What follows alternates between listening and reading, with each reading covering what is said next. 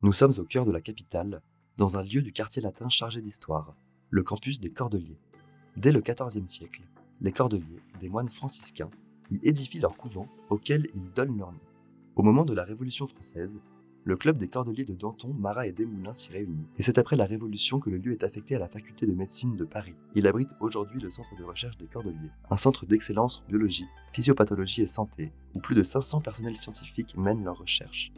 Depuis plusieurs années, le centre accueille le programme Apprentis-chercheurs en collaboration avec l'association L'Arbre des connaissances. Mais au fait, c'est quoi les apprentis-chercheurs ? Donc c'est un programme qui permet à un lycéen et à un collégien d'être mis en contact, un chercheur, pour l'accompagner dans sa recherche et apprendre, découvrir un peu plus sur son métier. À peu près une fois par mois, par mercredi, on va venir dans le labo, participer à notre échelle au projet des chercheurs. Ils vont surtout nous présenter les techniques qu'ils utilisent et parfois on a des manipulations.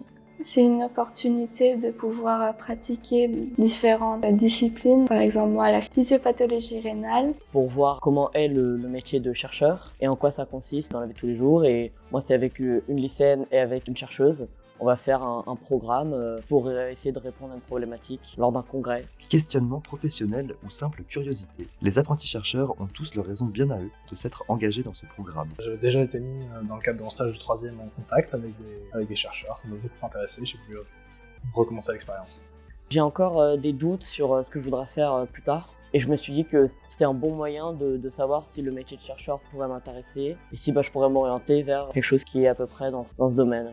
Tout au long de l'année, les apprentis-chercheurs évoluent sous la direction de leurs encadrants et découvrent les différentes facettes du domaine de la recherche. Certains aspects de ce domaine les marquent plus que d'autres. C'était l'échographie. Parce que moi j'étais dans le milieu des souris du coup. D'abord on devait les endormir, puis les mettre sur un petit appareil.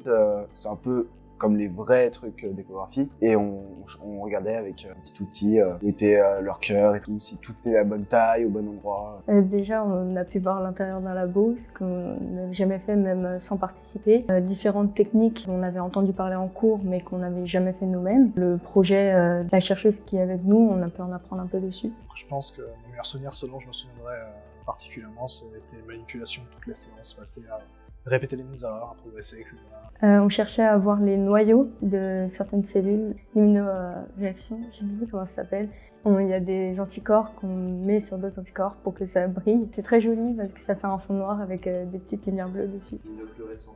Une luminescence, c'est ça. Je pense que c'est les manipulations en blouse, avec des gants parfois. À l'école, on en faisait, mais c'est beaucoup moins poussé. Et donc ça va être très impressionnant et je pense que je m'en souviendrai pendant assez longtemps. J'ai appris beaucoup de techniques et de méthodes, beaucoup de vocabulaire de sciences. J'ai beaucoup aimé couper le gel. Je sais pas pourquoi, mais c'était satisfaisant. Et j'ai aussi aimé la blouse. Donc le mettre, des gants et manipuler, c'était vraiment amusant. Si enfiler l'uniforme du chercheur semble avoir beaucoup plu, l'expérience offre avant tout aux jeunes une occasion de mieux connaître ce milieu et de réfléchir à leur orientation professionnelle. J'avais une vision de ce domaine qui était assez dans des préjugés vraiment. Ça m'a étonné de voir comment ça marchait, de voir la relation entre les différents chercheurs et je pense que j'ai pas mal appris. Déjà j'ai retenu qu'on faisait aucun mal aux animaux qu'on utilisait pendant les recherches. On les protégeait beaucoup et sinon c'est incroyable à quel point les tests faits sur les animaux ont pu aider pour tout ce qu'on a fait pour les humains, tous les médicaments et tout. Destiné à offrir de nouvelles perspectives à des jeunes, le programme des apprentis-chercheurs est rendu possible par des scientifiques qui, eux aussi, apprennent de cette expérience. Alors, je m'appelle Luciana Morla. Je travaille au laboratoire de physiologie rénale et tubulopathie et je suis ingénieure d'études pour le CNRS.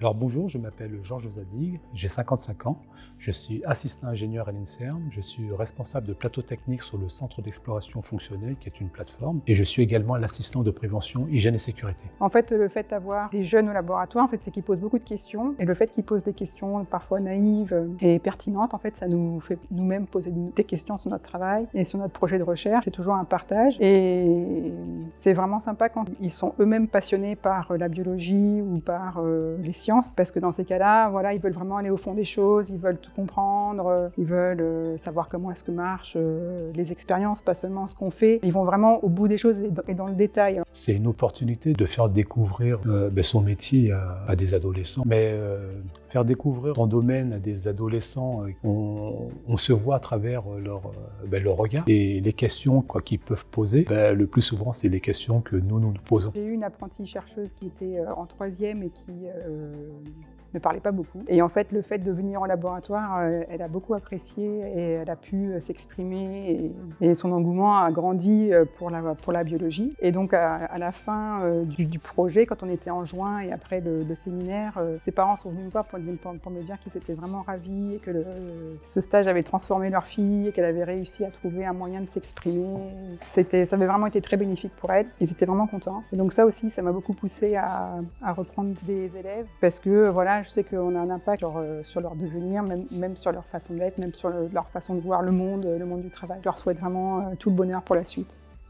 Je pense qu'on ne devrait pas faire que les apprentis chercheurs, on devrait aussi le faire pour certains adultes qui souhaiteraient découvrir ce domaine.